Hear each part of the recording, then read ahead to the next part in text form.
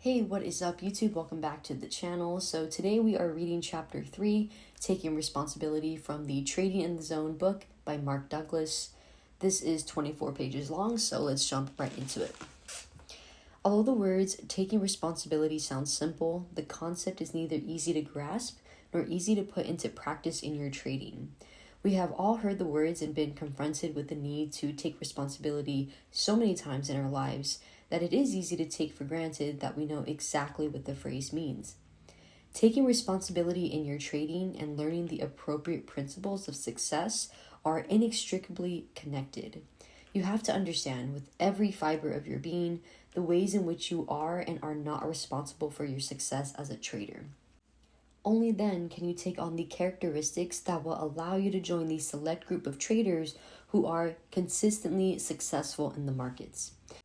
At the end of chapter 1, I introduced the idea of stepping into a future projection of yourself. In other words, the consistently successful trader that you want to become doesn't exist yet. You must create a new version of yourself, just as a sculptor creates a likeness of a model. Shaping your mental environment. The tools you will use to create this new version of yourself are your willingness and desire to learn, fueled by your passion to be successful. If the willingness and desire to learn are your primary tools, then what is your medium? An artist creating a sculpture can choose to work in a number of mediums: clay, marble, or metal, for example. But if you want to create a new version of your personality that expresses itself as a consistently successful trader, you have only your beliefs and your attitudes. The medium of your artistic endeavor will be your mental environment, where with your desire to learn, you can restructure and install the beliefs and attitudes that are necessary to achieve your ultimate goal. I am assuming your ultimate goal is consistency. If you're like most traders, you don't realize the fullest potential of the opportunities available to you. To realize more and more of that potential, to make it more and more of a reality in your life, your primary goal has to be to learn how to think like a consistently successful trader.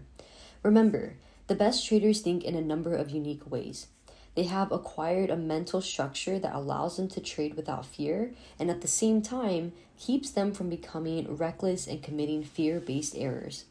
This mindset has a number of components, but the bottom line is that successful traders have virtually eliminated the effects of fear and the recklessness from their trading. These two fundamental characteristics allow them to achieve consistent results.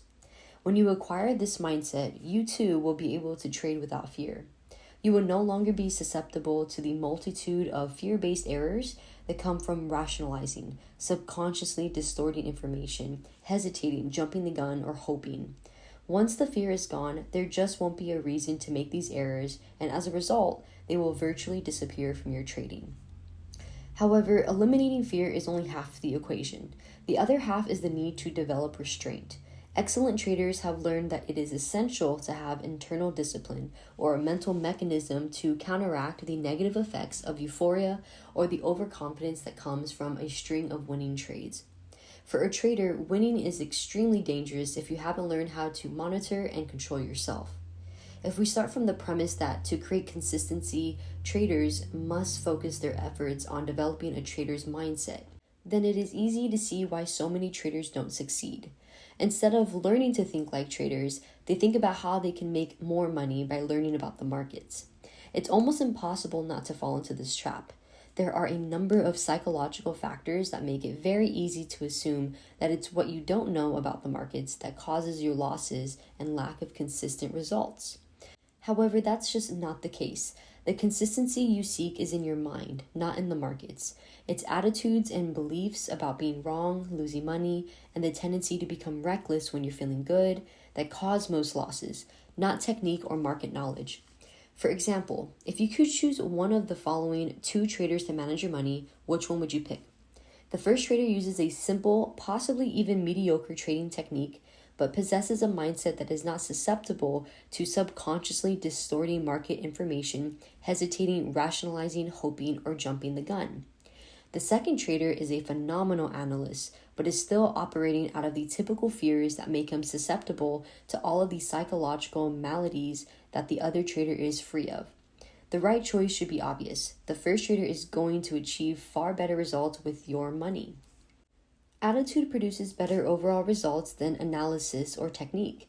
Of course, the ideal situation is to have both, but you really don't need both. Because if you have the right attitude, the right mindset, then everything else about trading will be relatively easy, even simple, and certainly a lot more fun. I know for some of you this may be difficult to believe, or even distressing, especially if you've been struggling for years to learn everything you can about the market. Interestingly, most traders are closer to the way they need to think when they first begin trading than at any other time in their careers. Many people begin trading with a very unrealistic concept of the inherent dangers involved. This is particularly true if their first trade is a winner. Then they go into the second trade with little or no fear. If that trade is a winner, they go into the next trade with even less concern for what would otherwise be the unacceptable possibility of a loss. Each subsequent win convinces them that there is nothing to fear and that trading is the easiest possible way to make money. This lack of fear translates into a carefree state of mind, similar to the state of mind many great athletes describe as a zone. If you've ever had the occasion to experience the zone in some sport, then you know it is a state of mind in which there is absolutely no fear and you act and react instinctively. You don't weigh alternatives or consider consequences or second guess yourself. You're in the moment and just doing it. Whatever you do turns out to be exactly what needed to be done. Most athletes never reach this level of play because they never get past the fear of making a mistake. Athletes who reach the point where there is absolutely no fear of the consequences of screwing up will usually and quite spontaneously enter into the zone. By the way, a psychological zone is not a condition you can will yourself into, the way you can will yourself into a feat of endurance. It is a state of mind you find yourself in that it is inherently creative, and usually if you start thinking about your actions at a rational or conscious level, you pop right out of it. Even though you cannot force or will yourself into a zone, you can set up the kind of mental conditions that are most conducive to experiencing the zone by developing a positive winning attitude. I define a positive winning attitude as expecting a positive result from your efforts, with an acceptance that whatever results you get are a perfect reflection of your level of development and what you need to learn to do better. That's what the great athletes have, a winning attitude that allows them to easily move beyond their mistakes and keep going. Others get bogged down in negative self-criticism, regret, and self-pity. Not many people ever develop a positive winning attitude. The curious anomaly of trading is that if you start with a winning trade, you will automatically experience the kind of carefree mindset that is a byproduct of a winning attitude, without having developed the attitude itself. I know this may sound a bit confusing, but it has some profound implications. If a winning trade can cause you to enter in the kind of carefree state of mind that is an essential component to your success, but is not founded on the appropriate attitudes, then what you have is a prescription for extreme misunderstanding about the nature of trading that inevitably results in both emotional and financial disaster. Putting on a few or more winning trades does not mean you have become a trader, but that's the way it feels, because it taps us into a state of mind that the only most accomplished people experience on a consistent basis. The fact is, you don't need the slightest bit of skill to put on a winning trade. And if it's possible to put on a winning trade without the slightest bit of skill, it is certainly possible to put on another and another. I know several people who started their trading careers with fairly substantial strings of winning trades. When you're feeling confident and unencumbered by fears and worries, it isn't difficult to put on a string of winning trades because it's easy to get into a flow, a kind of natural rhythm where what you need to do seems obvious or self-evident. It's almost as if the market screams at you when to buy and when to sell, and you need very little in the way of analytical sophistication. And of course, because you have no fear, you can execute your trades with no internal argument or conflict. The point I am making is that winning in any endeavor is mostly a function of attitude. Many people are certainly aware of this, but at the same time, most people don't understand the significant part attitude plays in their results. In most sports or other competitive activities, participants must develop physical skills as well as mental skills in the form of strategies. If opponents are not evenly matched in the skills department, the one with superior skills usually, but not always, wins. When an underdog beats a superior opponent, what's the determining factor? When two opponents are evenly matched, what's the factor that tips the balance one way or the other? In both cases, the answer is attitude. What makes trading so fascinating and at the same time difficult to learn is that you really don't need lots of skills. You just need a genuine winning attitude. Experiencing a few or more winning trades can make you feel like a winner, and that feeling is what sustains the winning streak. This is why it is possible for a novice trader to put on a string of winning trades when many of the industry's best market analysts would give their right arms for a string of winning trades. The analysts have the skills, but they don't have the winning attitude. They're operating out of fear. The novice trader experiences the feeling of a winning attitude because he's not afraid. But that doesn't mean he has a winning attitude. It only means he hasn't experienced any pain from his trading activities to make him feel afraid. Reacting to loss. Eventually, our novice trader will experience a loss in being wrong, regardless of how positive he's feeling. Losing and being wrong are inevitable realities of trading. The most positive attitude imaginable, coupled with the best analytical skills, can't prevent a trader from eventually experiencing a losing trade. The markets are just too erratic, and there are too many variables to consider for any trader to be right every time. What happens when the novice trader finally does lose? What effect will it have on his carefree state of mind? The answers will depend on his expectations going into the trade and how he interprets the experience. And how he interprets the experience is a function of his beliefs and attitudes. What if he is operating out of a belief that there's no possible way to avoid a loss because losing is a natural consequence of trading, no different from, let's say, a restaurant owner incurring the expense of having to buy food? Furthermore, suppose that he has completely accepted the risk, meaning that he has considered and accounted for all of what would otherwise be the unacceptable possibilities in the market's behavior, both financially and emotionally. With these beliefs and expectations, it is unlikely that he would experience a deterioration of his attitude and would simply go on to the next trade. By the way, this is an example of an ideal set of trading beliefs and attitudes. Now suppose that he hasn't completely accepted the risk. What if his expectations didn't take into account any market behavior other than what he wanted? From this mental perspective, if the market doesn't do what he wants, he is going to feel pain, emotional pain. Expectations are our mental representations of how some future moment in the environment is going to look, sound, feel, smell, or taste. Depending upon how much energy is behind the expectation, it can hurt a lot when it isn't fulfilled. Of the two different perspectives I just described, which one is likely to be held by our novice trader? The latter, of course. Only the very best traders have acquired the perspective described in the first scenario. And as I indicated in chapter 1, unless these very best traders grew up in successful trading families or had super traders for mentors, where appropriate attitudes about risk and loss were instilled in them from the very beginning of their careers, virtually every one of them had the common experience of losing one or more fortunes before they realized how they needed to think in order to be consistently successful. It's a fundamental shift in attitude that accounts for their success, not some brilliant realization about the market, as most people erroneously assume. This erroneous assumption is prevalent among traders simply because very few of them really understand, at the deepest levels, just how critical a component attitude is in determining one's success. We can safely assume that after a loss, our novice trader will be in a state of emotional pain. As a result, his trading will take on a whole new quality. He'll definitely lose that carefree state of mind, but more important, he will feel that the market did this to him. The market caused him to feel the pain he's experiencing. The market took away his winning feeling by subjecting him to a loss. Notice how our trader is blaming the markets for losing or what he didn't get. Notice, too, how natural it is to feel the way he does. Think about how many times in our lives, especially as children, we were doing something we really enjoyed, like playing with a toy or with our friends, and someone with more power and authority forced us to stop what we were doing and do something we didn't want to do. All of us have lost things, had things taken away from us, been denied things we wanted or believed we deserved, been prevented from continuing an activity we were in the middle of, or been blocked from pursuing an idea we were passionate about.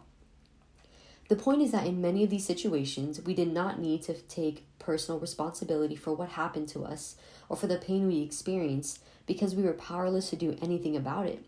We didn't choose to be forced out of a state of joy and happiness into a state of emotional pain.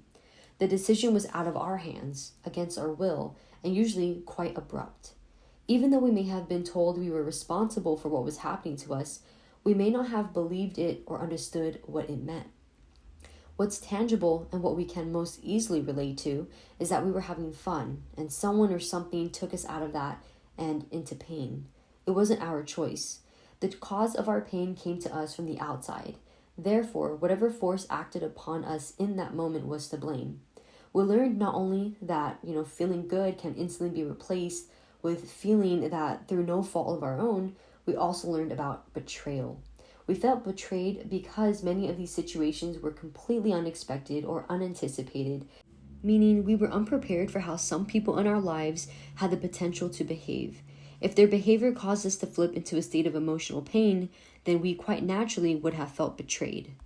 As a side note, I feel it is important to say that many of our past emotionally painful experiences were the result of well-meaning parents, teachers, and friends, many of whom were only doing what they believed at the time was best for us. The best example is a child playing with a toy that is inherently dangerous. Take the toy away and the child will cry to express the emotional pain he is experiencing. And if we are dealing with a very young or immature child, in all likelihood, he would not listen to anything reasonable that we say about why he cannot play with that toy.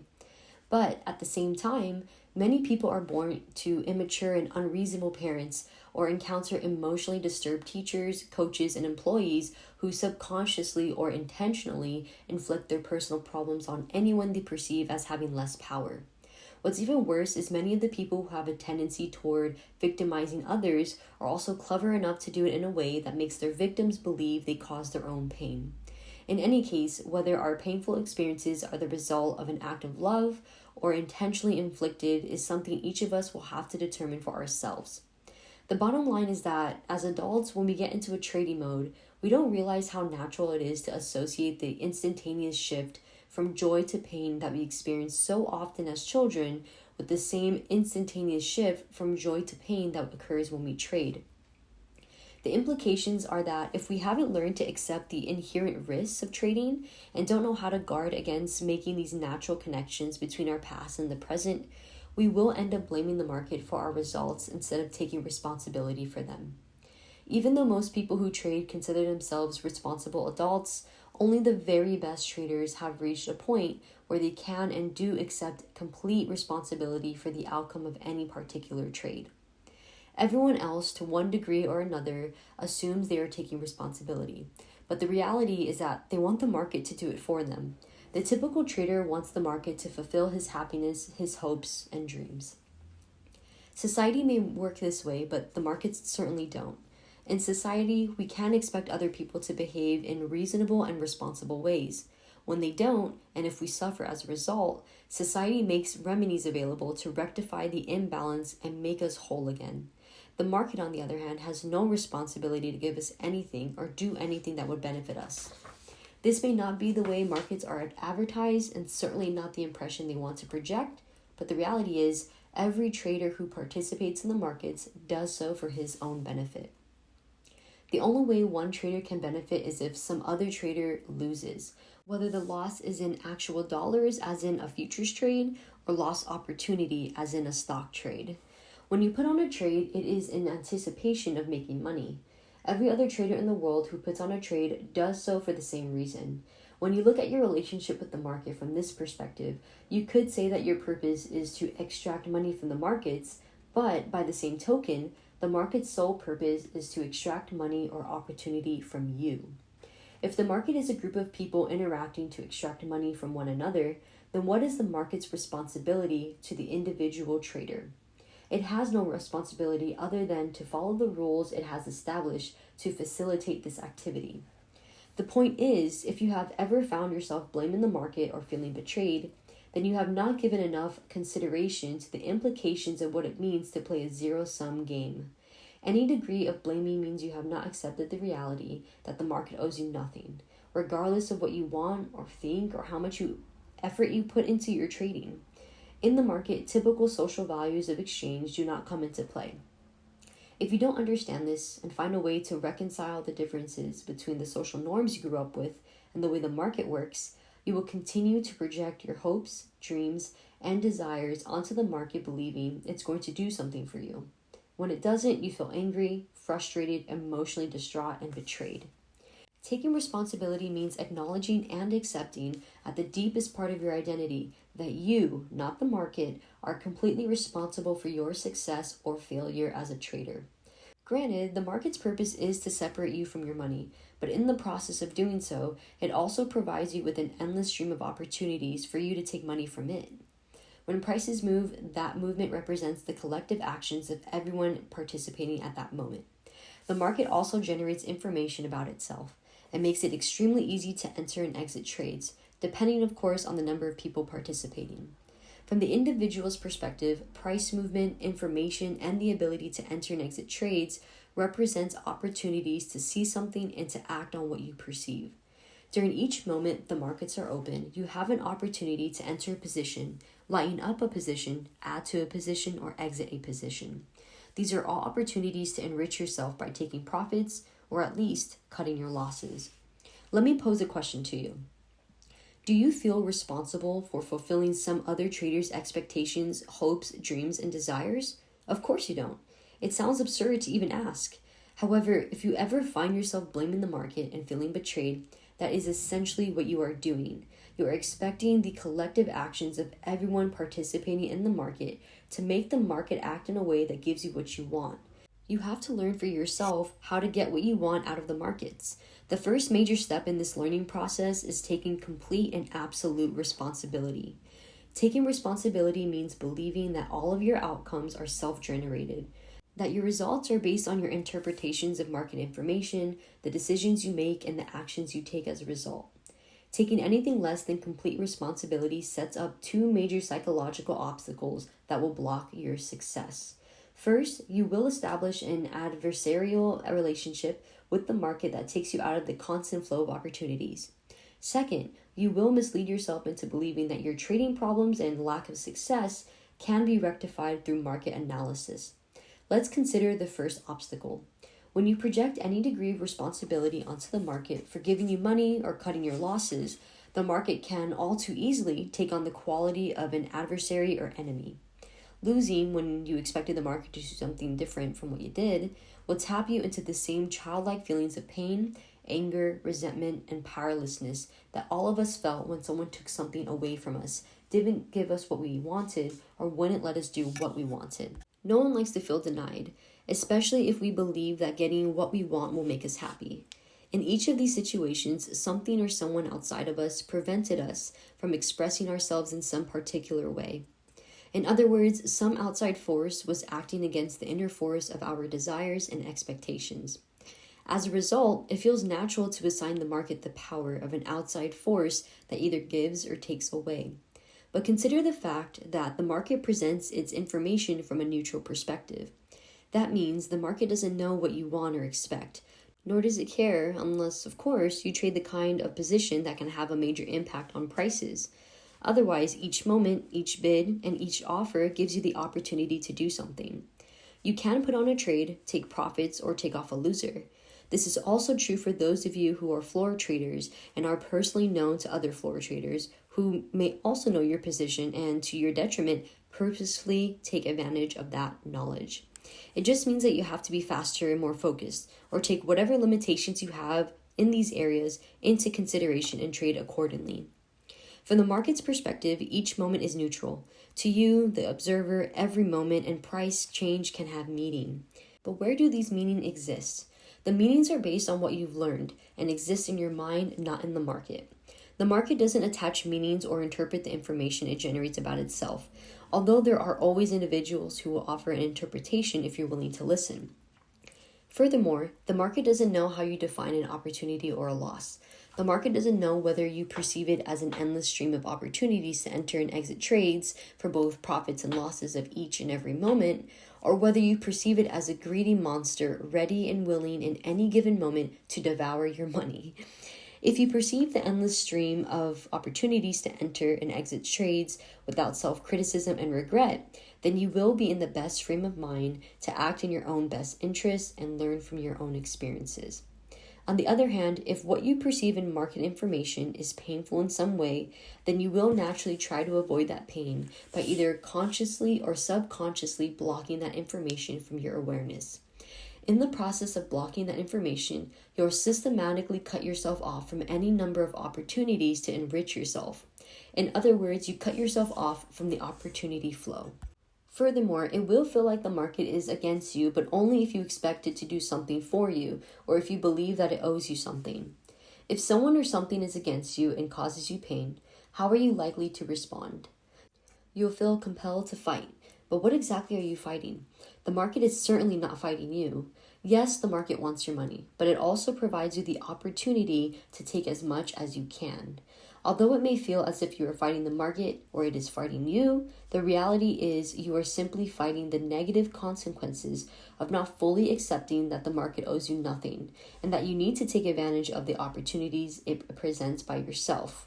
100% and not 1 degree less. The way to take maximum advantage of a situation where you are being offered unlimited opportunities to do something for yourself is to get into the flow. The market does have a flow.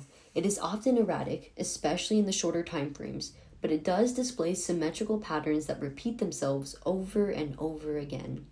Obviously, it's a contradiction to flow with something you are against. If you want to start sensing the flow of the market, your mind has to be relatively free of fear, anger, regret, betrayal, despair, and disappointment. You won't have a reason to experience these negative emotions when you assume absolute responsibility. Earlier, I had said that when you don't take responsibility, one of the major psychological obstacles that can block your success is that you will mislead yourself into believing that your trading problems and lack of consistency can be rectified through market analysis.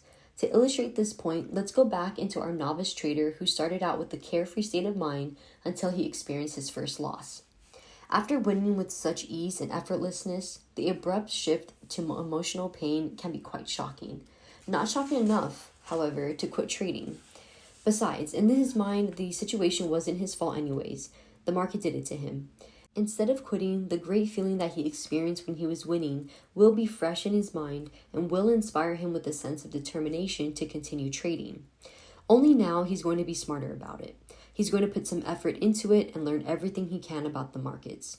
It's perfectly logical to think that if he can win not knowing anything, he'll be able to clean up when he does know something. But there's a big problem here that very few, if any, traders will have any awareness of until long after the damage is done. Learning about the markets is fine and doesn't cause a problem in itself. It's the underlying reason for learning about the market that will ultimately prove to be his undoing. As I said a moment ago, the sudden shift from joy to pain usually creates quite a psychological shock.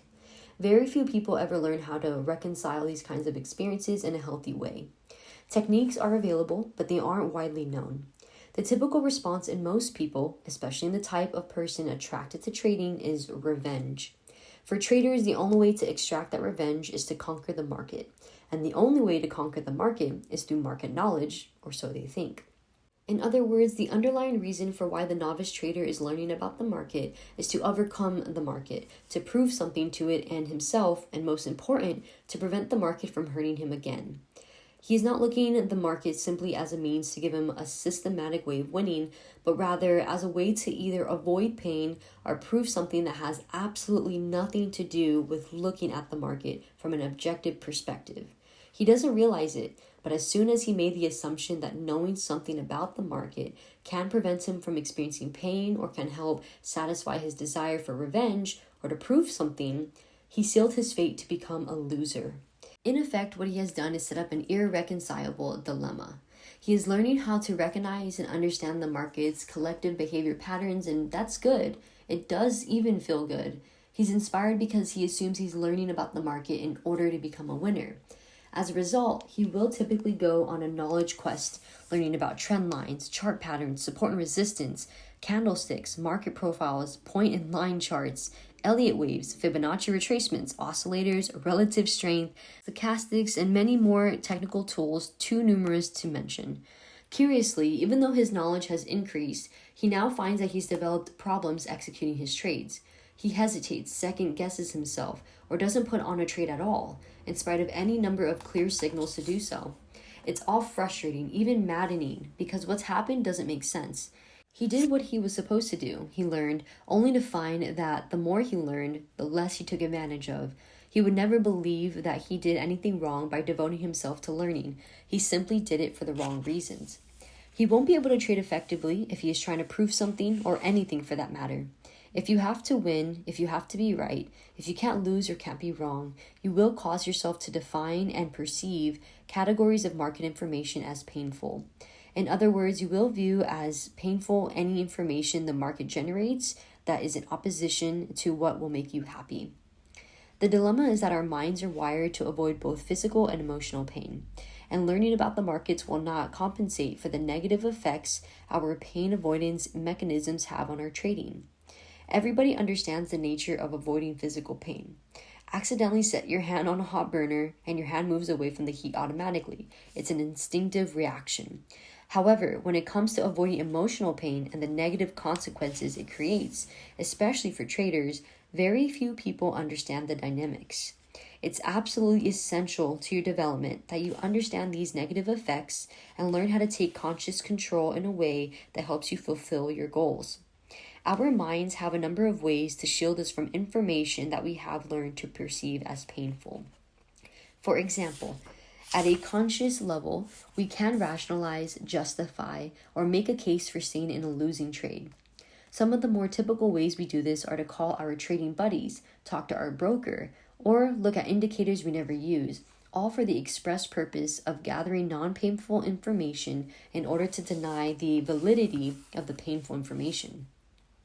At a subconscious level, our minds will automatically alter, distort, or specifically exclude information from our conscious awareness. In other words, we don't know at a conscious level that our pain avoidance mechanisms are either excluding or altering the information being offered by the market. Consider the experience of being in a losing trade when the market is making a consistently higher high and higher lows, or lower high and lower lows against your position. While you refuse to acknowledge you are in a losing trade because you have focused all your attention on the ticks that go in your favor. On the average, you are only getting 1 out of 4 or 5 ticks in your direction, but it doesn't matter because every time you get one, you are convinced the market has reversed and is coming back. Instead, the market keeps going against you. At some point, the dollar value of the loss becomes so great that it cannot be denied and you finally exit the trade. The first reaction that traders universally have when looking back at such a trade is, why didn't I just take my loss in reverse? The opportunity to put on a trade in the opposite direction was easily recognized once there was nothing at stake. But we were blinded to this opportunity while we were in the trade because at the time, the information indicating it was an opportunity was defined as painful, so we blocked it from our awareness. When our hypothetical trader first started trading, he was having fun. He was in a carefree state of mind, he had no personal agendas and nothing to prove. As long as he was winning, he put his trades on from a let's see what will happen perspective. The more he won, the less he considered the possibility of ever losing. When he finally did lose, he was probably in a state of mind where he least expected it. Instead of assuming that the cause of his pain was erroneous expectation about what the market was supposed to do or not do, he blamed the market and resolved that by gaining market knowledge, he could prevent such experiences from reoccurring. In other words, he made a dramatic shift in his perspective from carefree to preventing pain by avoiding losses. The problem is that preventing pain by avoiding losses can't be done. The market generates behavior patterns and the patterns repeat themselves, but not every time. So again, there is no possible way to avoid losing or being wrong. Our trader won't sense these trading realities because he is being driven forward by two compelling forces. One, he desperately wants that winning feeling back. And two, he is extremely enthusiastic about all of the market knowledge he is acquiring. What he doesn't realize is that, in spite of his enthusiasm, when he went from a carefree state of mind to a prevent and avoid mode of thinking, he shifted from a positive to a negative attitude. He's no longer focused on just winning, but rather on how he can avoid a pain by preventing the market from hurting him again. This kind of negative perspective isn't any different from the tennis player or golfer who is focused on trying not to make a mistake. The more he tries not to make a mistake, the more mistakes he makes. However, this mode of thinking is much easier to recognize in sports because there's more discernible connection between one's focus and one's results. With trading, the connection can be obscured and more difficult to recognize as a result of the positive feelings being generated from discovering new relationships in market data and behavior. Since he is feeling good, there's no reason to suspect that anything is wrong, except that the degree to which his focus is weighted toward pain avoidance is the same degree by which he will create the same experiences he is trying to avoid. In other words, the more he has to win and not lose, the less tolerance he will have for any information that might indicate he is not going to get what he wants. The more information that he has the potential to block, the less he would be able to perceive an opportunity to act in his own best interests. Learning more and more about the markets only to avoid pain will compound his problems, because the more he learns, the more he will naturally expect from the markets, making it all the more painful when the markets don't do their part. He has unwittingly created a vicious cycle where the more he learns, the more debilitated he becomes. The more debilitated he becomes, the more he now feels compelled to learn. The cycle will continue until he either quits trading in disgust or recognizes that the root cause of his trading problems is his perspective, not his lack of market knowledge. Winners, losers, boomers, and busters. It takes some time before most traders either throw in the towel or find out the true source of their success. In the meantime, some traders manage to get enough right about trading to enter in what is commonly referred to as the boom and bust cycle. Contrary to what some of you may have inferred from the example of the novice trader, not everyone has an inherently negative attitude and is therefore doomed to lose consistently. Yes, it is true that some traders do consistently lose, often until they lose everything or quit trading because they can't tolerate any more emotional pain. However, there are also many traders who are tenacious students of the market and have a sufficiently winning attitude going into trading so that in spite of the many difficulties, they eventually learn how to make money. But, and I want to emphasize this, they learn how to make money only on a limited basis. They haven't yet learned how to counteract the negative effects of euphoria or how to compensate for the potential for self-sabotage. Euphoria and self-sabotage are two powerful psychological forces that will have an extremely negative effect on your bottom line. But they are not forces you have to concern yourself with until you start winning, or start winning on a consistent basis, and that's a big problem. When you're winning, you are least likely to concern yourself with anything that might be a potential problem, especially something that feels as good as euphoria. One of the primary characteristics of euphoria is that it creates a sense of supreme confidence where the possibility of anything going wrong is virtually inconceivable. Conversely, errors that result from self-sabotage have their root in any number of conflicts that traders have about their deserving the money or deserving to win. It's when you're winning that you are most susceptible to making a mistake, overtrading, putting on too large of a position, violating your rules, or generally operating as if no prudent boundaries on your behavior are necessary. You may even go to the extreme of thinking you are in the market. However, the market rarely agrees, and when it disagrees, you'll get hurt. The loss and the emotional pain are usually significant. You will experience a boom followed by the inevitable bust. If I were to classify traders based on the kind of results they achieve, I would put them into three broad categories. The smallest group, probably fewer than 10% of the active traders, are the consistent winners. They have a steadily rising equity curve with relatively minor drawdowns. The drawdowns they do experience are the type of normal losses that any trading methodology or system incurs. Not only have they learned how to make money, but they are no longer susceptible to the psychological forces that cause the boom and bust cycle. The next group, which consists of between 30 and 40% of the active traders, are consistent losers. Their equity curves are mirror images of the consistent winners' curves, but in the opposite direction, many losing trades with an occasional winner. Regardless of how long they've been trading, there is much about it that they haven't learned. They either have illusions about the nature of trading or are addicted to it in ways that make it virtually impossible for them to be winners. The largest group, the remaining 40 to 50% of the active traders, are the boom and busters. They have learned how to make money, but they haven't learned there's a whole body of trading skills that have to be mastered in order to keep the money they make. As a result, their equity curves typically look like roller coaster rides, with a nice, steady ascent into a steep drop-off, then another nice, steady ascent into another steep drop-off. The roller coaster cycle continues on and on. I have worked with many experienced traders who have put together incredible winning streaks, sometimes going months without a losing day. Having 15 or 20 winning trades in a row is not unusual for them. But for the boom and busters, these streaks always end the same way, in huge losses that are the result of either euphoria or self-sabotage. If the losses are the result of euphoria, it really doesn't matter what form the streak takes.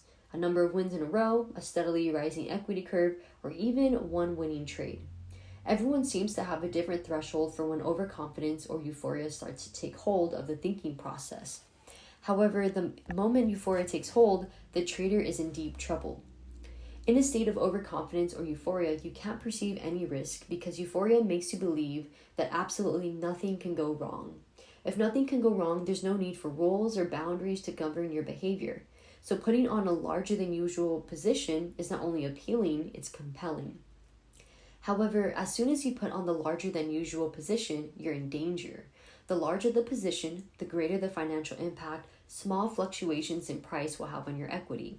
Combine the larger than normal impact of a move against your position with the resolute belief that the market will do exactly as you expect, and you have a situation in which one tick in the opposition direction of your trade can cause you to go into a state of mind freeze and become immobilized. When you finally do pull yourself out of it, you'll be dazed, disillusioned, betrayed, and you'll wonder how something like that could have happened. In fact, you were betrayed by your own emotions. However, if you're not aware of or don't understand the underlying dynamics I just described, you'll have no other choice but to blame the market. If you believe the market did this to you, then you'll feel compelled to learn more about the market in order to protect yourself. The more you learn, the more confident you will naturally become in your ability to win. As your confidence grows, the more likely that at some point you will cross the threshold into euphoria and start the cycle all over again. Losses that result from self-sabotage can be just as damaging, but they're usually more subtle in nature. Making errors like putting in a sell for a buy or vice versa, or indulging yourself in some distracting activity at the most inopportune time are typical examples of how traders make sure they don't win. Why wouldn't someone want to win? It's really not a question of what someone wants, because I believe that all traders want to win. Yet, there are often conflicts about winning. Sometimes these conflicts are so powerful that we find our behavior is in a direct conflict with what we want. These conflicts could stem from religious upbringing, work ethic, or certain types of childhood trauma. If these conflicts exist, it means that your mental environment is not completely aligned with your goals. In other words, not all parts of you would argue for the same outcome. Therefore, you can't assume that you have the capacity to give yourself an unlimited amount of money just because you have learned how to trade and the money is there for the taking. A futures broker at one of the major brokerage firms once commented that when it comes to his customers, he lives by the motto that all commodity traders are terminal, and it is his job to keep them happy until they're gone. He said this facetiously, but there is a lot of truth to his statement. Obviously, if you lose more money than you make, you can't survive.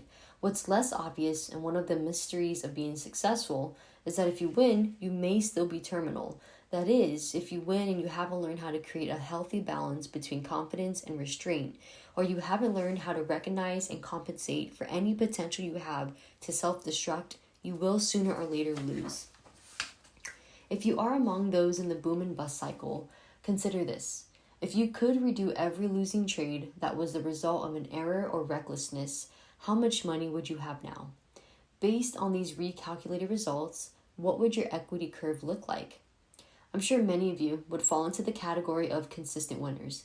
Now think about how you responded to your losses when they occurred. Did you assume complete responsibility for them? Did you try to identify how you might change your perspective, attitude, or behavior? Or did you look to the market and wonder what you might learn about it to prevent such a thing from happening again? Obviously, the market has nothing to do with your potential for recklessness, nor does it have anything to do with the errors you make as a result of some internal conflict about deserving the money. Probably one of the hardest concepts for traders to effectively assimilate is that the market doesn't create your attitude or state of mind. It simply acts as a mirror reflecting what's inside back to you. If you are confident, it's not because the market is making you feel that way. It is because your beliefs and attitudes are aligned in a way that allows you to step forward into an experience, take responsibility for the outcome, and extract the insight that's been made available. You maintain the confident state of mind simply because you are constantly learning. Conversely, if you're angry and afraid, it's because you believe to some degree that the market creates your outcomes, not the other way around. Ultimately, the worst consequence of not taking responsibility is that it keeps you in a cycle of pain and dissatisfaction. Think about it for a moment. If you're not responsible for your results, then you can assume there's nothing for you to learn, and you can stay exactly as you are. You won't grow and you won't change. As a result, you will perceive events in exactly the same way and therefore respond to them in the same way and get the same dissatisfying results. Or you might also assume the solution to your problems is to gain more market knowledge. It is always virtuous to learn, but in this case, if you don't take responsibilities for your attitudes and perspectives, then you're learning something valuable for the wrong reasons. Reasons that will cause you to use what you've learned in inappropriate ways. Without realizing it, you'll be using your knowledge to avoid the responsibility of taking risks. In the process, you end up creating the very things you are trying to avoid, keeping you in a cycle of pain and dissatisfaction. However, there is one tangible benefit to be gained from blaming the market for what you wanted and didn't get. You can temporarily shield yourself from your own harsh self-criticism.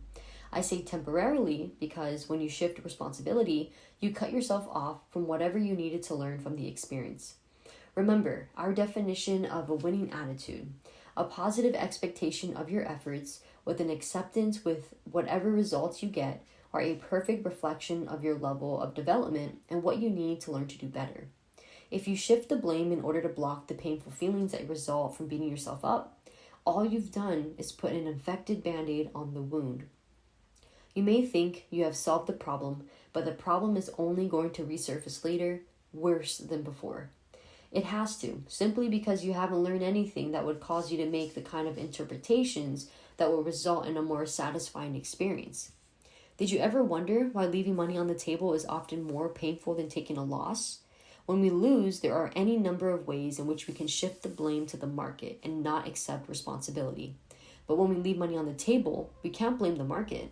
The market didn't do anything but give us exactly what we wanted, but for whatever reason, we weren't capable of acting on the opportunity appropriately.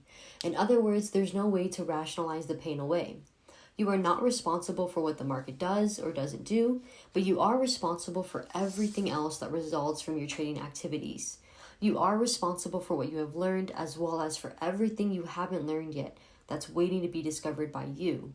The most efficient path to discovering what you need to be successful is to develop a winning attitude because it's inherently creative perspective.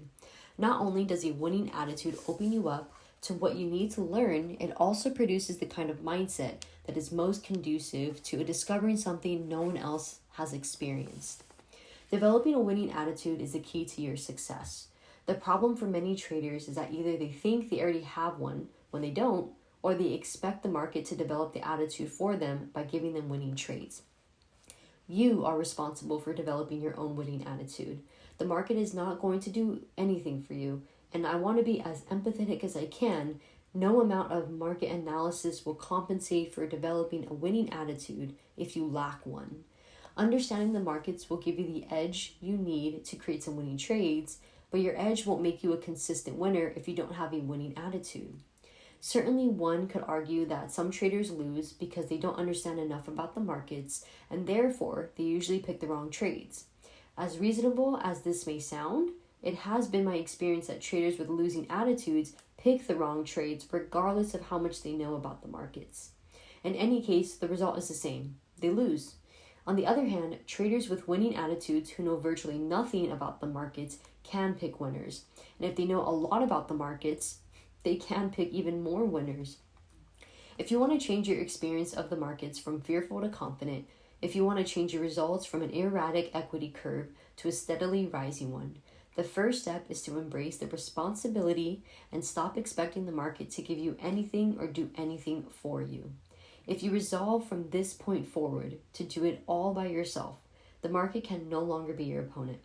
If you stop fighting the market, which in effect means you stop fighting yourself, you'll be amazed by how quickly you will recognize exactly what you need to do to learn and how quickly you will learn it. Taking responsibility is the cornerstone of a winning attitude. That is the end of chapter 3.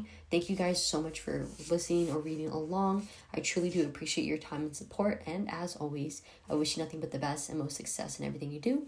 And I will see you all for chapter 4.